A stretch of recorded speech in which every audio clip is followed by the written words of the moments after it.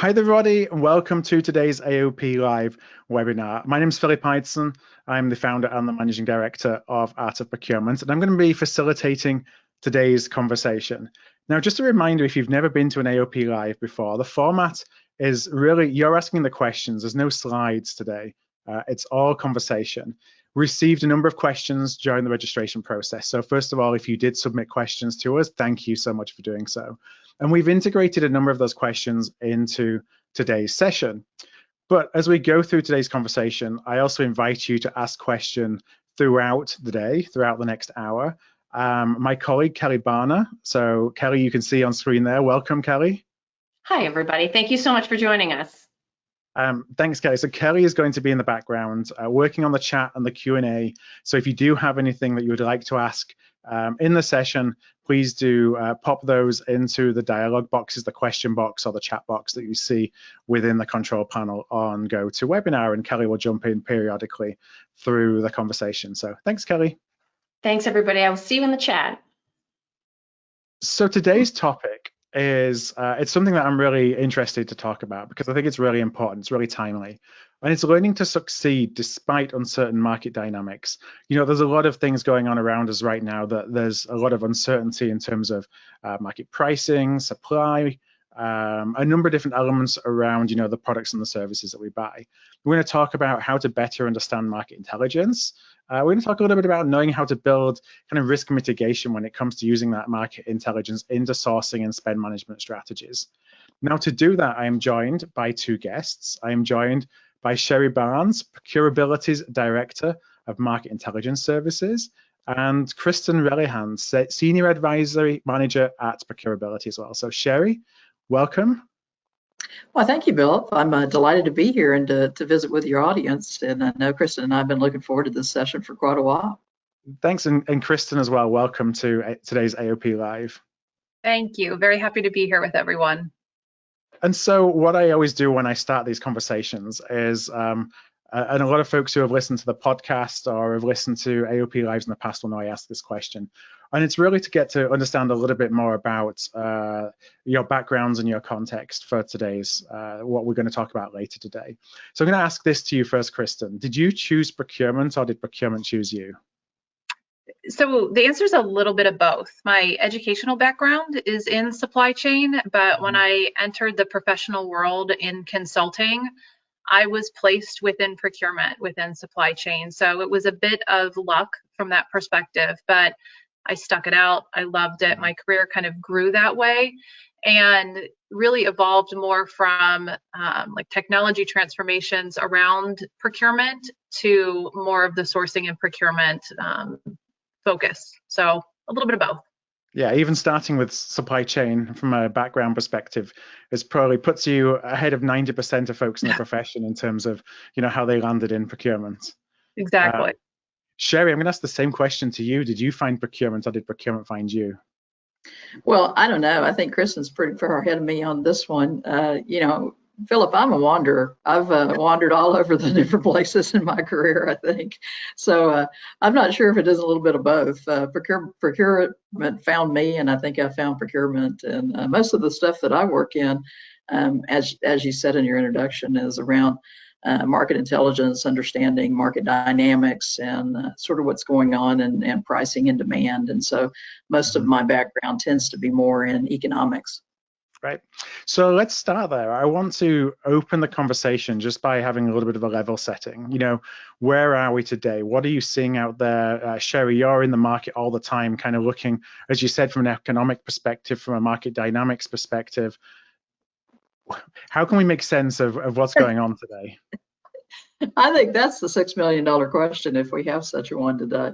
As you know, and as Kristen knows, this is a super challenging market environment. I think the conditions are kind of, let's see, I think the technical term is crazy, Philip. I think market conditions are pretty wild and pretty crazy. We've got high inflation across a number of categories. It kind of started with commodities. It moves to finished goods. From finished goods, it sort of moves to freight and then into labor. I think that one of the things that's sort of surprising us, I think everyone on this call is aware of inflationary conditions. You see that in what you're doing professionally. You see it in the market basket you buy at the grocery store every day for your personal consumption. But one of the things that's a bit surprising is when I start kind of explaining to people just the magnitude of what the inflationary effects are. And if you haven't seen them directly impacting what you're buying and what you're doing for your organizations and your clients, today, you will certainly see it very quickly tomorrow, because you see on the news perhaps that inflation at a broad standard is running, say 5, 6, 7%, and may close the year at 6, 8, 10, 9%, somewhere in that. But when you think about percentages of where we're at on commodities, steel, some grades of steel are up 200%. Freighting coming from Asia is up 400%.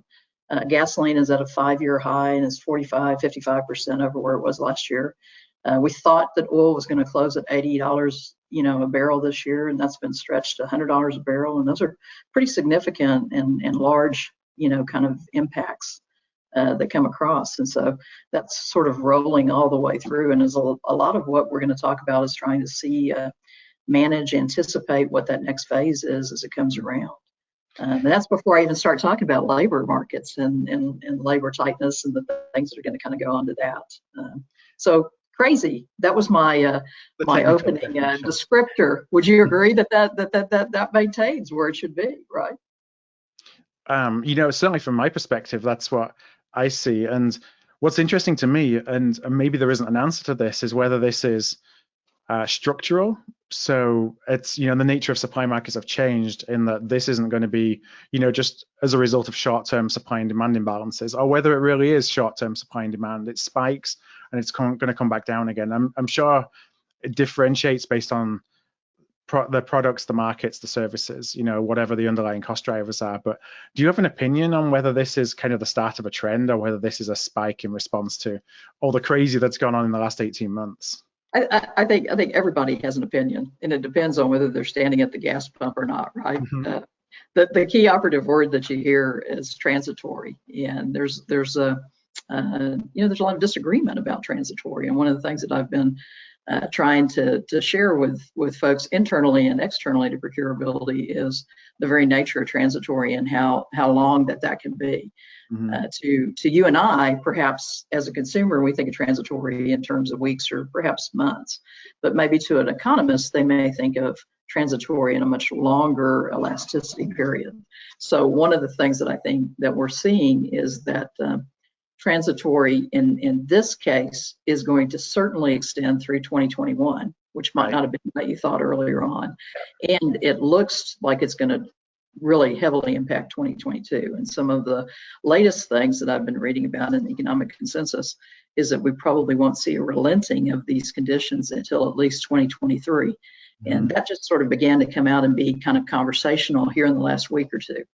So I think that structural, I don't know. I'm kind of a little touchy about that word, but I think that procurement, I think in one of your messages about this session was that no matter what the market conditions are, procurement has to find a way to succeed. So It seems to me, and I know Kristen has some opinions about this too. It seems to me that it doesn't much matter really whether it's transitory in terms of today or tomorrow. What matters is we have to deal with what we're dealing with right now, and that's an environment of rapidly increasing prices and labor market tightness and resulting shortages. And having to be that and understand that and being able to deal with that is really today's issues, not just today's topic on our conversation, but just really today's issue. And Kristen, I wanted to come over to you just to ask if if the observations that you're having from your perspective kind of marry with what Sherry's seeing, or perhaps any additional color that you may say from, when you're talking to procurement folks every day in terms of how it's impacting them and their work on a day-to-day basis. You're seeing that out in the field. Yeah, absolutely. I actually think it's a really exciting time to be in procurement right now, because oftentimes procurement's fighting to have a seat at the table, right? To have a voice in the overall process. everyone likes to have, their negotiating hat on, right? And we're often challenged with contracts or, different things being thrown over the fence just to execute, just to process, right? And procurement is viewed as it's very, transactional in nature. But when you're dealing with this kind of market and this environment, procurement, it's our time to shine, right? It's our time to bring all of the research and insights and talk about the trends and the theories and the approaches that we've been trained and execute on when given that opportunity. So it's our chance right now to really help demonstrate the value that we can bring to the bottom line, to availability of product, and to help businesses continue running with the products and services that they need. Yeah, it's interesting because we always say to be strategic in procurement, you need to show up with data and insights that go beyond what your stakeholder has. Your stakeholders can believe, and because they do, they're experts in a particular market because that's what their professional expertise is. But now provides us an opportunity to come with additional insights and opinions and tactics because of that data that perhaps goes beyond what they see in a supply market. And we've been crying out for that as an opportunity to show that the value that we can bring in some categories for a long time. Absolutely. And, I think taking those insights from our customers, right, internally, they're valuable. Like that is an input that we need as part of our procurement strategy. I need to hear what they say, right? I need to hear what the suppliers tell us as well, an incumbent or someone that we're looking to do business with. All of their inputs are valuable, but they can't be the only input. And that's, again, where procurement comes in to say, thank you, right? That's great information. Let me dig a little further. I want to talk to all the stakeholders. I want to ask you some questions about your experience and how these contracts are working today, or what your future needs are, right? To understand what's really happening and what you really need. And then I'm going to come back, right? And I'm going to provide you with a thorough, non-biased market description of what's happening today and what's our approach, right? How do we take all of this information that we've gathered and how do we put it together into an approach that is actionable? Now, I want to just come back, Sherry, to something you said when you were kind of giving the overview of where we are here, towards the end of 2021, and you talked about labor market tightness. Oftentimes we think about inflation and inflationary pressures as being specific to commodities. You talked about steel. We've had lumber going up and down this year, the cost of oil and therefore the gas prices, not necessarily services. What are you seeing? There's a lot of press right now about the Great Resignation and the difficulties in keeping talent. I wonder if you're seeing that translate, or if you're not seeing it translate today, if you expect to see that translate into inflationary pressures from a services perspective too. I love all these coinages that we come up with, right? The taper tantrum, the Great Resignation. All of that makes me smile.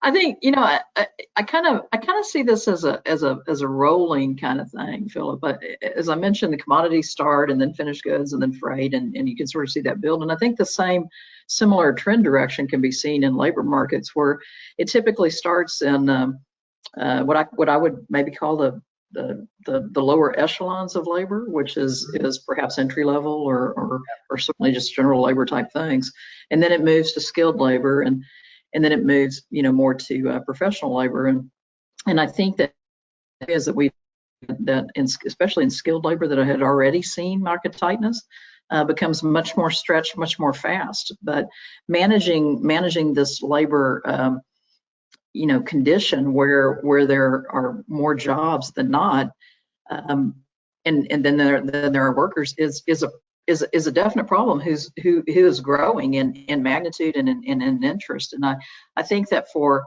some managers, I think that's a little bit of a surprise, because they're catching news reports that indicate that unemployment is out there, and they feel that they shouldn't really be seeing that, and yet they have a position or they have staff vacancies that they didn't expect. And so that's the difference between what they're hearing or seeing and what they're experiencing. And again, I think we have to kind of just go back to it is what it is, and it isn't what it isn't. you can call it what you want, right? But in the end, you need people and you don't have them. So. Which can lead to different strategies in the services categories where, not that I would necessarily advocate for a cost first or a price first approach in a lot of services categories anyway, but you can, where historically maybe that's been part of the discussion is, to try and look at labor rates and the cost reduction potential. You can push the cost down so much where the suppliers just can't hire anybody anymore.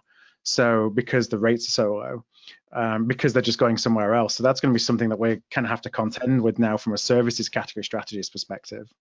Yeah, I definitely think so. I think I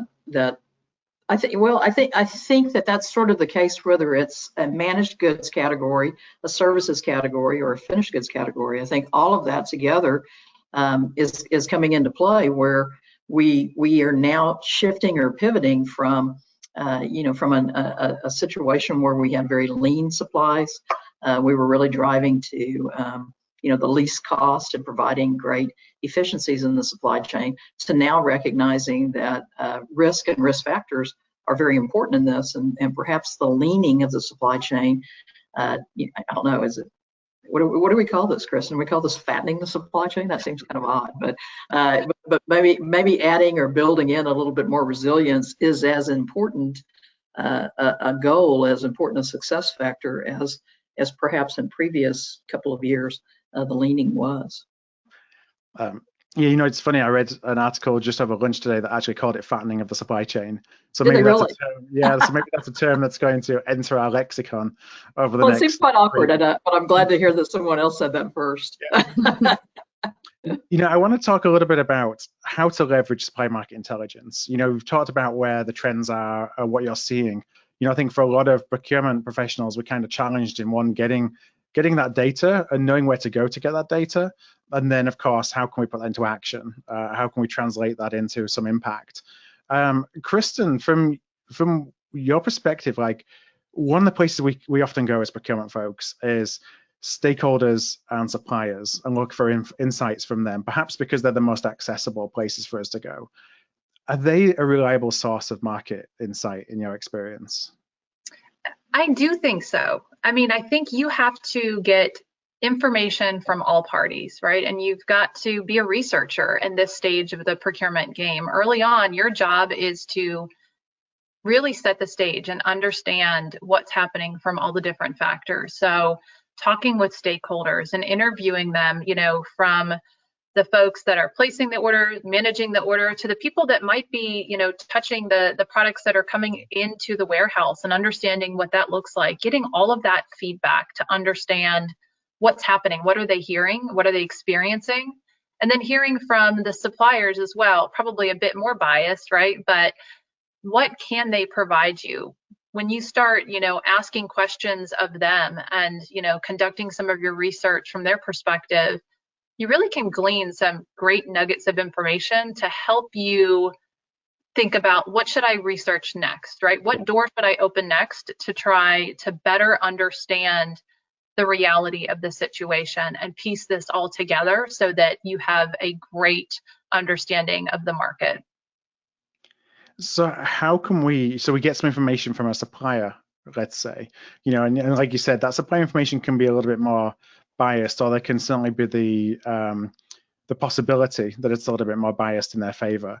What are some of the things that we can do to actually validate what a supplier may be telling us in terms of, for example, hey, these input costs have increased, or, there's pressure on supply over here, and so I'm having to pay, some premiums to be able to get what I need. What do you recommend in terms of where to go to make sure to sanity check whether that's real information or whether that's a little bit inflated? Yeah, absolutely. I think you have to put just as much effort into confirming what they say as you do is proving it wrong. So you've got to try and really look at things from both sides, right? Use reliable sources, talk to folks like Sherry, who can help you to, gather as much market intelligence as possible from there, right? Pulling new suppliers into your base, right? And looking at who could be a challenger in here versus this competitor that's telling me things right now. And really seeking to balance out the scales. Mhm. Yeah, I think so too. If I could jump in here for just a second, Philip, I think that a lot of times that what we find when we work with our teams and our clients and our procurement sort of work that we do is that will come in through someone with one of Kristen's teammates, and then it will come to my team to sort of validate that out, and we'll do that by looking at independent measures like PPIs, CPIs. We'll pull what the cost factors are. We know if you're looking at, oh, I don't know, the cost of a loaf of bread, then we're going to be looking at what were wheat commodities doing and what were the electricity prices doing and what happened with freighting, sort of to understand the loaded cost of that loaf of bread and then sort of be able to bounce back or validate that just a little bit. I think like a lot of things, there's an immediate thing. We can do some short-term things right away, and then we can look at things on a little bit more medium or longer-term horizon. Yeah, are there some typical sources that you'll go to, Sherry, for like public information sources, or where are you gathering your insights from, as much as you're able to share when you're putting together that picture?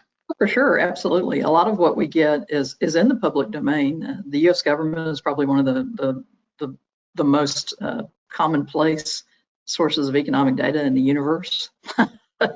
So we get that from less and the EIA and the Census Bureau and BLM and several other three-letter organizations, right? And then we have some that are paid sources as well, like AMM or some of the London exchanges, LME, those kind of things to look at specific commodities. Some things are a little easier to get than others, and some things are a little bit different. And then we look at whether we're looking at domestic markets, international markets, or different parts of cargo shifts.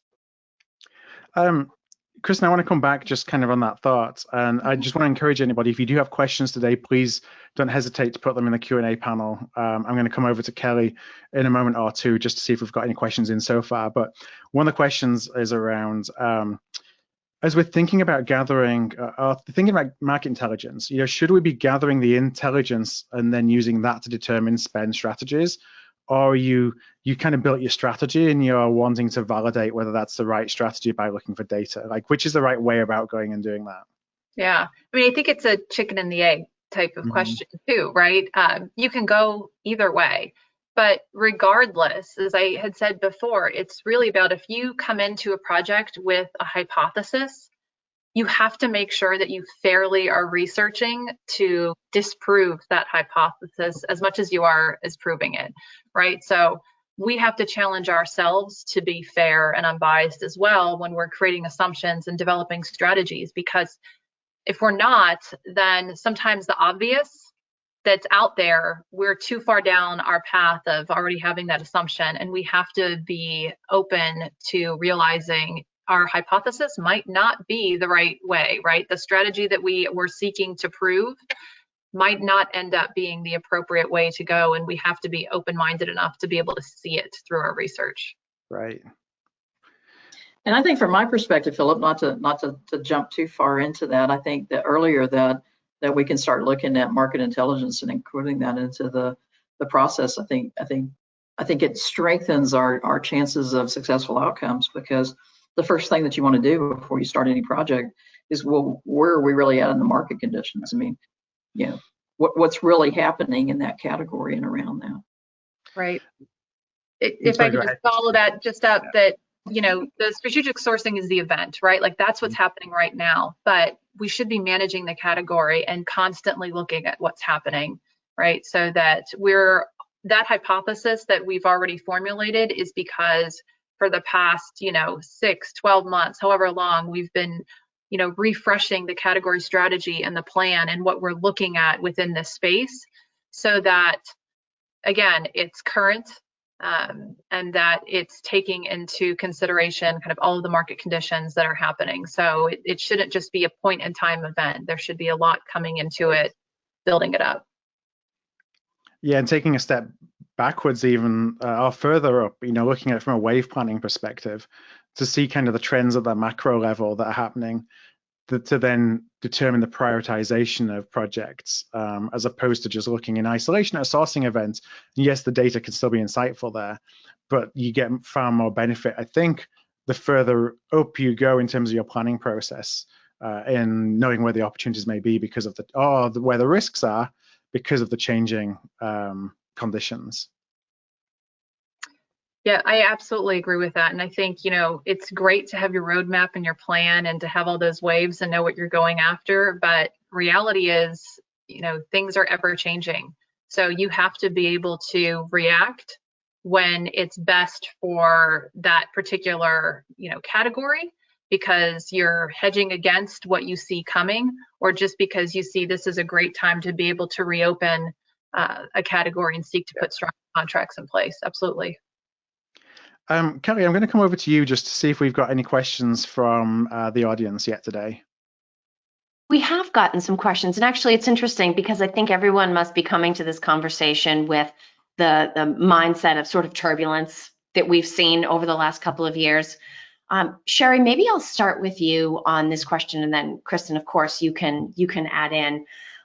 Just generally about the perishability of market intelligence these days.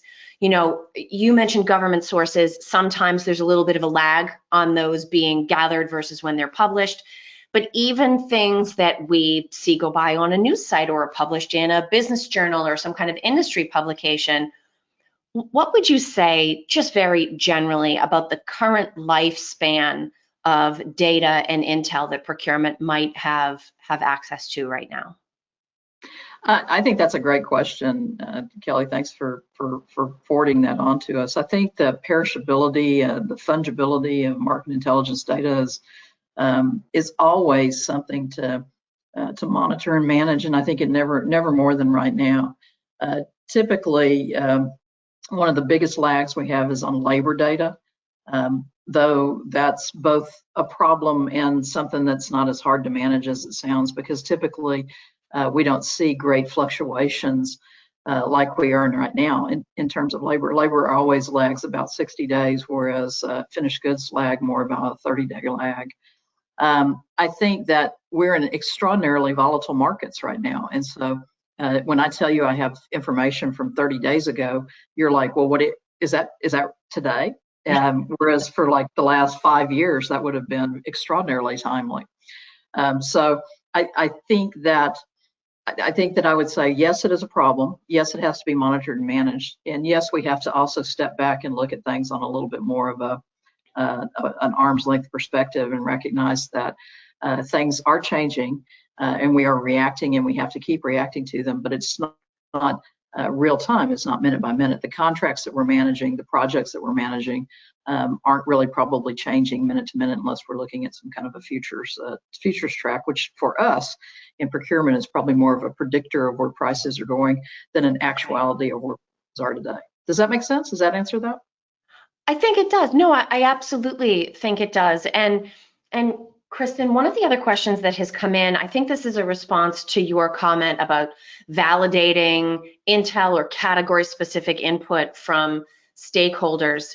A couple of people are asking questions in the area of how formal do you recommend procurement try to be around gathering that information from different stakeholders within the business and then purposefully going out and validating it? Is it just sort of like a gut check, make sure that this information makes sense, run it against something, or do you advocate that procurement do something a little bit more formal, whether it's around documentation or recommunicating the information back to somebody else internally? Any thoughts about the formality of that process? Yeah, absolutely. I mean, I think it needs to be formal. And I am a big advocate, and as a firm, we're a big advocate when we work with our clients of what we call gate meetings. So before we get to a sourcing strategy, and we've gone through the effort of, analyzing the marketplace and pulling the external data and talking with all of the stakeholders internally, we bring everyone together internally, all of the stakeholders kind of up, down, left, and right, through the chain. And we talk about what we found, right? We help educate everyone so that we are on, a level playing field, singing from the same song sheet, and have a clear understanding that we're all aligned to about what's actually happening and how that information helps to build our strategy. So I do think it is something that you need to formally document, have conversations about with all of your stakeholders, let them ask questions and challenge or agree with what you're putting together, so that together you have a team strategy. It's not a procurement strategy, right? We're not working in a silo. All of those stakeholders need to be with me throughout the process. And that's one of the ways that we get everybody on board at the very, very beginning. Great point. Absolutely. It can't just be a procurement strategy. I think that's an excellent piece of advice. All right, thank you, Kelly. And of course, I see some other questions coming in, so we're definitely going to come back to you again in a few minutes. Thank you. I have a question that we got in advance. I'm going to ask this to you, Kristen. It's from James. James asks, how do you set organizational expectations for supply chain impacts that you can't control? So I'm thinking, cost increases, volatility, perhaps relaying bad messages within the organization. Like any approaches that you've found to be more successful than others in doing that? Those gate meetings that I just mentioned, that is my main methodology for ensuring communication internally. So we check in early on as we're developing our strategies. We're checking in after we've conducted RFPs to talk about, who's responded, what is the initial scoring looking like, and what our negotiation strategies are. And those are formal, right? Those are formal check-ins as we go throughout the process. But we have to collaborate internally throughout the process and frequently to make sure that, the cross-functional teams that we have internally are in the loop, right? So as things change, as Sherry mentioned, that, data that's 30 days, old is now old, right? It could be outdated. Your strategies might change, right? And you need to be able to pivot very quickly throughout the process based on what's happening in the market. So as much as you are marching down and trying to execute a particular strategy, you have to have enough flexibility built in that if there are dramatic changes within the marketplace, that you can react accordingly. And the only way you can do that is to be in sync with all of your stakeholders, so that when you get to the end, right, when you're ready to award contracts, they're aligned. How about when you have a cost increase request that comes in from a supplier, mid-contract? I think that it's always difficult to pass that news on to stakeholders, but any advice or recommendations on things that have worked, perhaps even what data that you may want to accompany that bad news with to a stakeholder? Sure. We've had that happen a lot recently. And a lot of contracts don't necessarily provide you with protection, right, if that's happening. Or if they do, they're certainly, primarily on the upside, and they're not two-way that you can adjust pricing down as well. My position with, the majority of the suppliers that I work with is we have to be a partnership, right? We can't just be looking to, really play hardball with suppliers and not understand their positions and the impacts, because if the price increases are validated, right, if I can confirm that I see where this is coming from, you've showed me the indices that you're tracking to and how they've gone up and how that inputs into our price, I can accept that, right? And I need you to continue being a supplier with us so that we can continue, our business. On the other side, this is also a great time to explore. I think, Sherry, you brought this up earlier. What are all of my contracts like in this space, and how can I build in that buffer, right? How can I include additional suppliers to help me whenever market conditions are in such flux? How can I make sure that I'm mitigating risk throughout and managing the costs versus just being tied to one particular supplier? If I have that option, I want to have that option for additional partnerships and to mitigate the risk as much as possible. Yeah, I agree. And to just kind of tag onto that, Chris, and I think that when we were talking about that, we had this situation just occur with us. And one of the things that we thought about was, this is a really super challenging environment. And I don't know that it's ever first in our list to be really hard case counterparty. But certainly in this challenging environment we have now, what will happen when you're a real hard case counterparty is that you may have supplier default. They just may walk off and go.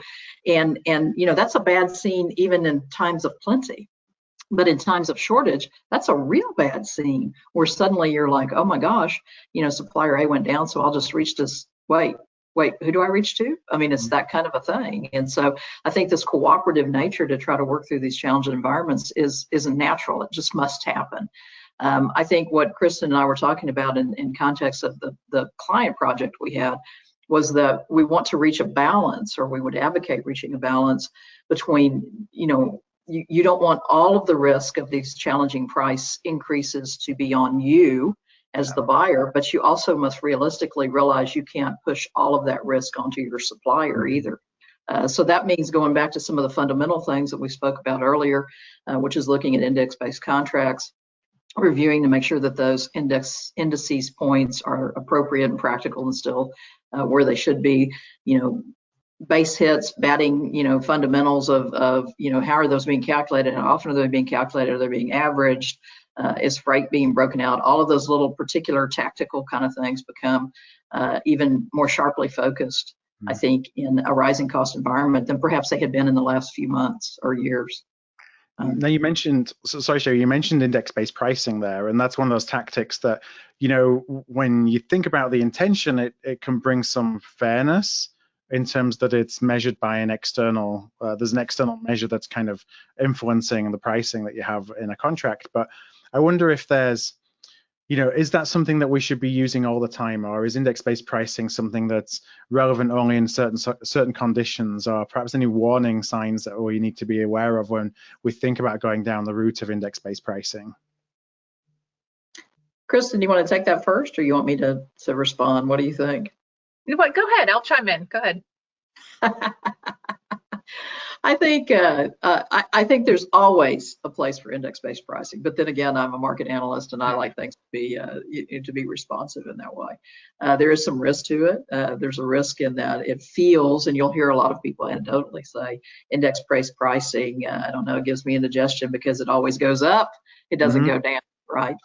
But I think in a rising cost environment, it is a great tool to manage costs. As I mentioned before, we can look at those on a monthly adjustment. We can look at them on quarterly average adjustments. We can look at semi-annual adjustments. We can do a lot of things around that way. So I think they're a great tool to validate and to kind of coordinate and manage a rising cost environment. That's my 2 cents on it. Kristen, you want to jump to? I agree with you. I think, one of the clients that I'm working with now, an IT agreement that we're looking at, and, a lot of times IT maintenance agreements are tied to CPI or 5%, right? And it's been a great thing, right? It's worked out really well until this year, right? And their budgetary planning did not budget for, over 5% for increases. So it's really put them in a bind. So I think it's again going back to kind of the fundamentals of procurement, right? And recognizing the volatility and having contingency plans and structure in place, and not just thinking, just add 3% to my budget year over year and I'll be fine. That's not the case right now. And some of these, escalations are quite costly. So as much as I love tying them to indices, and I think it really helps, putting it into practice and planning and budgeting is challenging this year, I think, for many organizations. It does give you a great mechanism and a great opportunity to work more closely in partnership with your suppliers, which is sort of the name of the game, I think, that we're seeing, and that makes sense both in theory and in practice. Speaking as a practitioner, and again, this is the non-technical term, but it kind of gives you the heebie-jeebies sometimes, thinking that you're not necessarily in control of the pricing, because it's going to be influenced by an outside factor that ultimately you can't control. Now, the reality is that in environments like this, that's the case anyway. But it's almost like there isn't a filter from which that price increases gets passed on to you, because I think you don't have an absolutely influence. Fair criticism, but I would parry that back and say that the index is reflective of the reality. So whether you thought you had control of the pricing or not, you probably didn't, because if we see pricing going up, by 100%, it's going to hit you either way. So at least this way, you have a bit of an independent sounder. Mm-hmm. But again, that's market intelligence point of view. Now, Kristen, when you have these, you talked about the budgeting process and budgeting planning. Yeah. Are you seeing folks be able to pass on these increases into pricing, into stronger pricing? So, procurement starting to work more closely with account and sales and BD teams to mitigate the impact of these increases, rather than an organization having to, swallow the impact on their own. Yeah, I think that we're all working creatively together. We have to, right? And again, this is having a seat at the table right now, and being asked early on in the game and the planning process of, what can we do? How should we structure this to be most successful, to, keep pricing down and not as variable?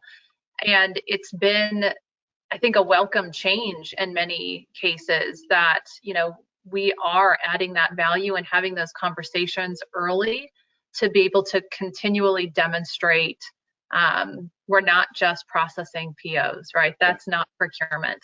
There's a lot more to it. And if we're engaged early and working collaboratively with all of the different departments, then we can really put together strong contracts that they're able to, leverage year over year and have a lot more, continuity of the supply that they have, of the labor that they're seeking, and managing the process throughout.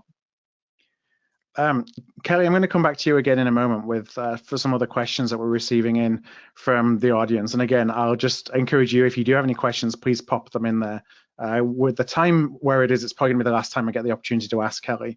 But while you do that, Kristen, I have a question that came from Magdalena, and it came in advance of today's conversation. Magdalena asks, so we've talked about index-based pricing. What is the most effective strategy within your contract of actually combating price volatility? Or are there other tactics that you can think about using when you're contracting to at least mitigate some of the impact, protect against the volatility? Yeah, there's not one answer. Category by category, you've got to approach things differently. So, I think right now we're really focused on managing the risk, right? That's really important right now. So whereas before we were seeking just to drive costs down, right now it's, how can we make sure that we are competitive in the pricing that we're getting, right? And that we're structuring it in a way that there is some consistency.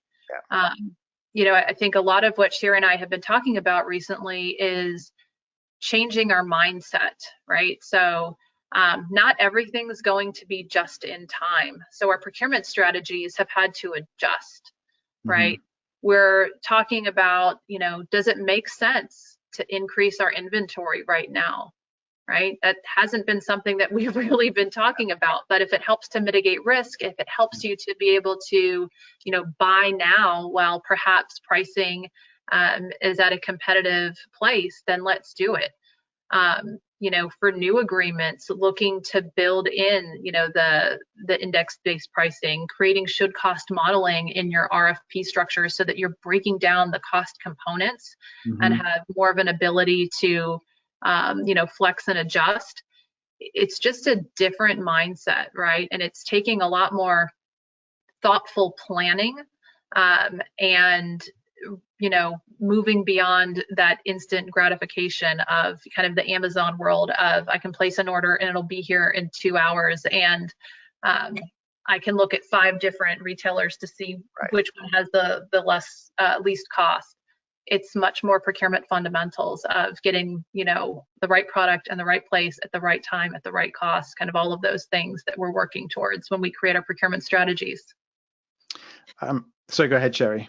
Oh, I was just gonna kind of build on what Kristen was saying. I think that it wasn't really even that many years ago that we had that it took us a little while to do that. And thinking of Amazon, I thought was a great example that you gave, Kristen, because that's something that we've all become real commonplace, and convenience is that kind of a thing. If you think about it, convenience is always easy to get used to. And so, we drove to this point where we had these super efficient supply chains that originated half a world away, and we had just-in-time inventory that involved ocean freight. And I think I mentioned to you the other day that sounds kind of oxymoronic, really, kind of like jumbo shrimp, just-in-time ocean freight. That's kind of crazy, right?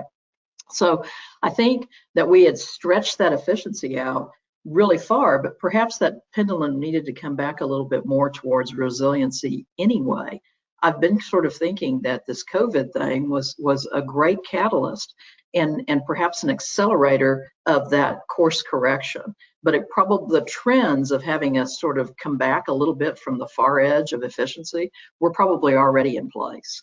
But today we don't have the luxury of doing that anymore. But we started off talking today about what a challenging circumstances that we're in and that we're all working with. But with that challenge comes that opportunity that Kristen's been talking about for the supply chain. And I think that there are short-term things that we've talked about, whether it's indexing or adding suppliers or dealing with an increased inventory that even just a year ago would have been met with a lot of skepticism. And today, those are just considered like immediate mitigators. But then I think the opportunity for supply chain and for procurement to step up and to have a seat at the table with some more midterm or even long-term things is there. That opportunity is there, and we are in procurement are the ones that are providing those solutions and providing that coverage.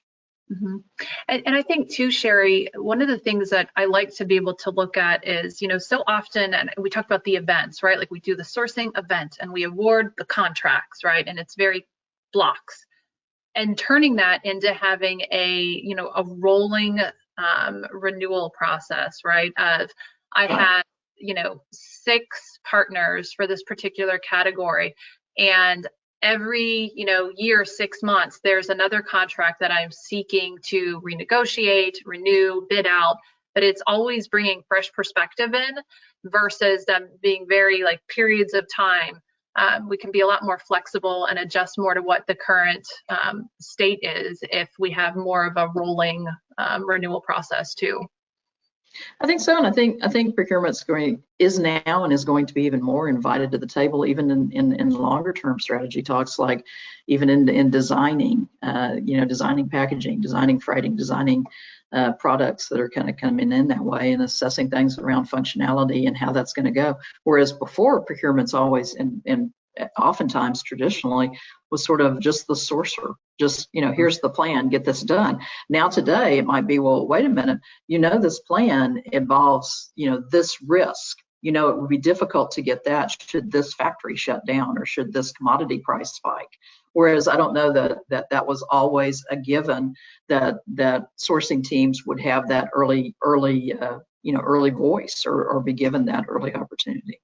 Yeah. And even more than collaboratively working with our stakeholders internally, one of my clients, last year, we were working on water treatment chemicals, not a super glamorous category, but very important to them. And they had been buying the same chemicals over and over. And one of their suppliers that they had been working with said, one of your competitors uses this, right? How about we come out, we test it. It's 30% less. It can do all of these other things, right? And the suppliers were bringing that innovation to us as well, because they wanted to continue finding ways to earn business and making sure that they were kind of keeping up with the marketplace. It ended up that it worked in some cases for us, not in others, but I think we have to innovate internally and innovate with our partners and our suppliers as well, because the opportunity is out there, right? And when you work together collaboratively and you're partnering and you view each other as strategic partners and not supplier customer, the world opens up a bit more. I think about it from a procurement perspective as like we're operating as this flywheel, this flywheel of continuous improvement. We're involved in the entire kind of life cycle, and everything that we do kind of builds on each other. So it makes it stronger as you get more and more integrated into a category, or into ultimately, not necessarily even on a category basis, but what are the outcomes the business needs and how can we help fulfill them, as opposed to a linear process where we just think about sourcing. It's an event, it starts with something, it ends at something, then we move on to the next sourcing process. And that helps, thinking of it as that circular kind of involvement, I think brings so much impact and has a lot more potential for procurement. I do want to go to Kelly.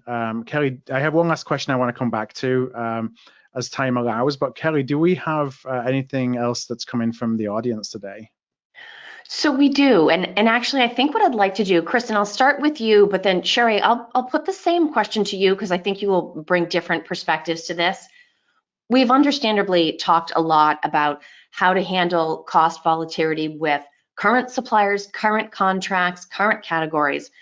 But given what procurement has seen and learned over the last 18 months, are there ways for us to evolve the way we look at how a prospective supplier manages their costs, how a prospective supplier manages their risk, and factor that into the selection process? In existing categories and contracts, we're kind of stuck with however good or strategic or successful our current suppliers are, or how protective our current contracts are. But can we start saying, okay, we recognize that not only do we have to have a better grasp on costs, but we want our suppliers to have a better grasp and a better plan for risk mitigation. And that should be a higher priority factor in selecting suppliers. Have you seen any examples of companies even taking things that have gone wrong and learning from them to strengthen their selection process to build a little bit more resilience into the supply chain going forward? Yeah, I mean, I think sometimes the biggest failures are what help us to find that next successful way to move forward. So absolutely. And I like to think of those non-incumbent partners. I always refer to them as challengers, right? I want them to come in and challenge the way we're thinking about how we do things today, how we're structuring agreements today, and help us to kind of move to that next level. So I love the idea of always, opening up the doors and hearing about different ways to do things and questioning, our current business processes, right? Is there a better way? How can we take, this incredibly, one-sided agreement, let's say, right, where we've had a lot of problems with it in the past year, and structure it in a different way, and what other suppliers and partners might be a better fit for us as we think through doing business in a more strategic manner, right?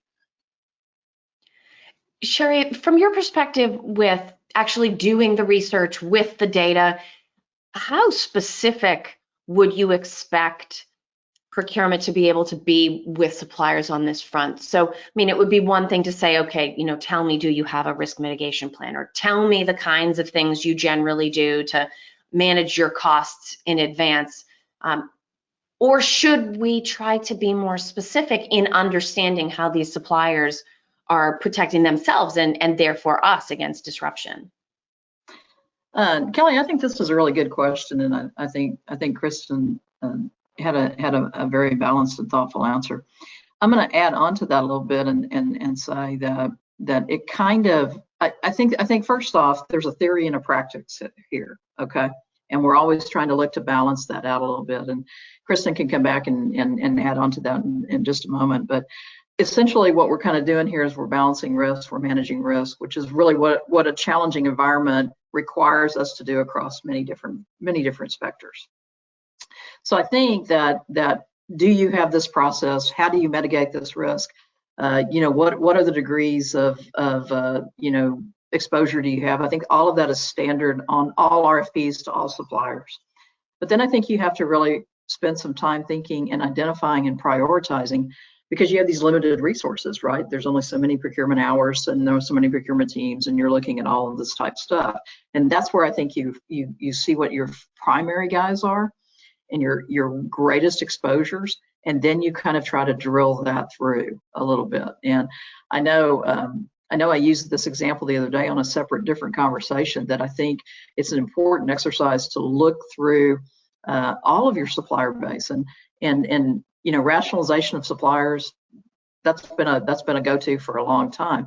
But even very, very solid suppliers, and I use the example of Ford, who you've been buying Explorer trucks for 30 years, and never missed a delivery.